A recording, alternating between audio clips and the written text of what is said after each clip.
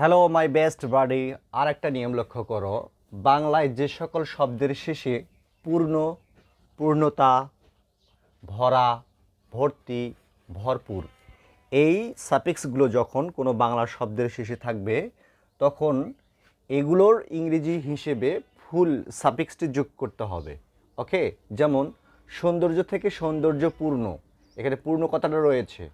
দুঃখ থেকে দুঃখপূর্ণ, গ্লাস থেকে গ্লাসপূর্ণ, বাড়ি থেকে বাড়িপূর্ণ।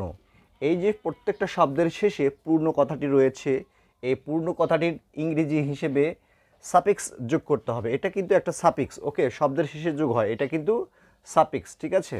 তাহলে শব্দগুলো হচ্ছে সৌন্দর্যের ইংরেজি হচ্ছে বিউটি থেকে বিউটিফুল, আবার স্যাড থেকে স্যাডফুল, গ্লাস থেকে গ্লাসফুল, হাউস থেকে হাউসফুল। এভাবেই তোমরা নতুন শব্দ গঠন করতে পারবে। Thank you.